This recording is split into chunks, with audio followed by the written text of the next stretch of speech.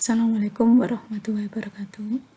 Anak-anak, sebelum materi pertama dimulai, kita baca basmalah lebih dahulu. Bismillahirrahmanirrahim. Materi pertama adalah dinamika rotasi. Rotasi itu adalah berputar.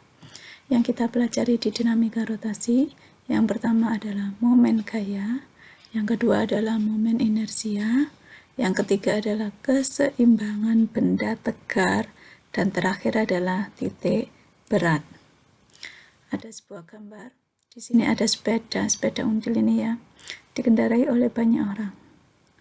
Tapi mereka bisa menjaga keseimbangan hingga tidak bisa terjatuh. Caranya gimana? Ini nanti yang akan kita pelajari di dinamika rotasi.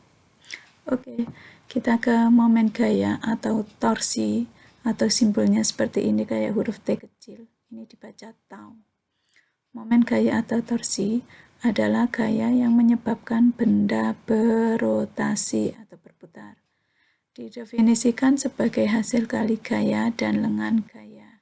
Jadi kalau saya punya batang, katakanlah ini batang yang berwarna biru, bagian ujung ini titik O, dia berfungsi sebagai poros. Poros itu adalah acuan atau tumpuan, dia diam. Sedangkan titik ini, titik yang diberi gaya, ini yang disebut sebagai titik tangkap gaya. Jarak antara poros hingga ke titik tangkap gaya itu yang disebut sebagai lengan gaya atau D. Jadi nanti nilainya tau adalah gaya kali lengan gaya atau F kali D. Ada dua buah gambar. Yang A, porosnya di sini atau titik diamnya di sini. Kemudian bagian ujung P itu yang diberi gaya sebesar F.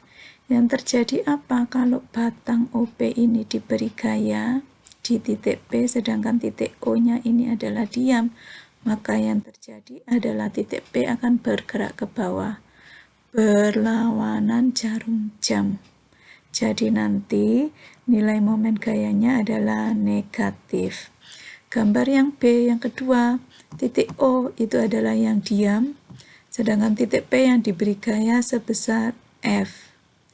Apa yang terjadi? Titik P akan bergerak seperti ini ke bawah. Nah, ketika P bergerak ke bawah, maka gerakannya adalah searah jarum jam, maka nilai momen gayanya adalah positif. Ini adalah nanti aplikasi momen gaya, yaitu misalkan seorang anak sedang menimba menggunakan apa? Menggunakan katrol. Demikian juga yang ini adalah pesawat sederhana, salah satu pesawat sederhana.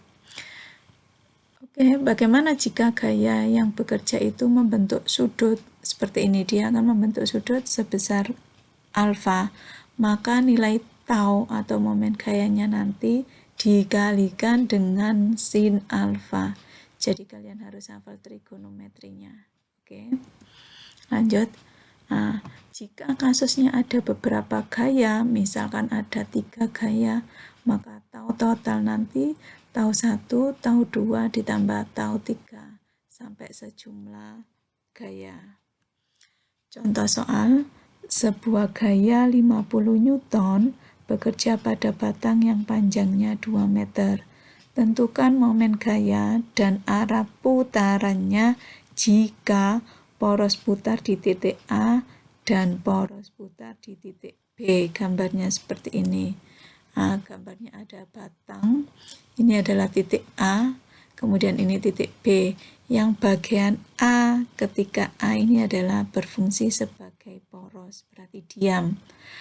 B diberi gaya 50, maka nilai tau di titik A adalah F pada B, karena F-nya hanya 1, kali D. F-nya 50, D-nya adalah 2. Sama dengan 100. Di sini kenapa negatif? Karena bergeraknya batang ini adalah berlawanan dengan jarum jam. Paham ya?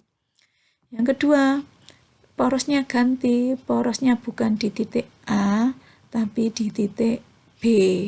Jadi nanti gayanya di titik B, sedangkan porosnya di titik B, maka jaraknya adalah 0. maka nilainya berapapun kali 0 nilainya adalah 0. Nah, kalau ditanya kenapa nilai D tidak sama, berarti apa? Berarti bergantung pada acuan atau poros. Paham ya? Soal yang kedua, kalau tadi hanya satu gaya, yang ini dua buah gaya dengan besarnya sama 10 Newton bekerja pada ujung batang B yang panjangnya 2 meter.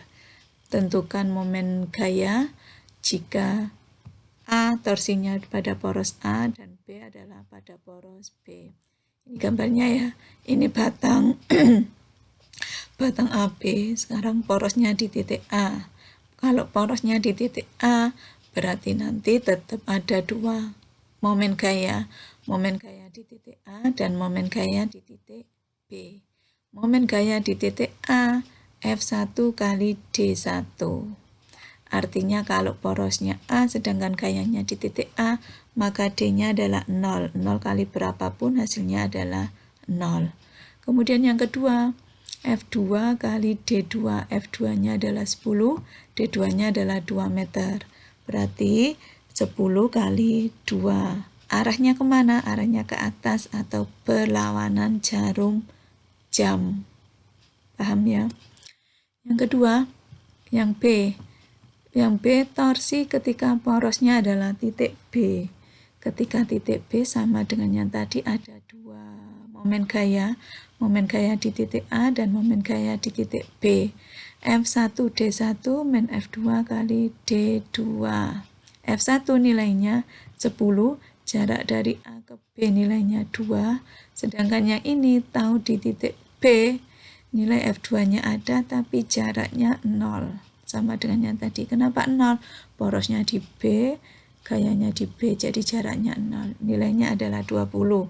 Positif berarti searah jarum jam. Nah, tugas kalian, tuliskan apa yang kalian pahami tentang materi momen gaya. Silakan dituliskan di komen psikologi ya. Oke, sampai sini dulu materi kita kali ini. Mudah-mudahan yang kita pelajari bermanfaat. Saya akhiri. Assalamualaikum warahmatullahi wabarakatuh.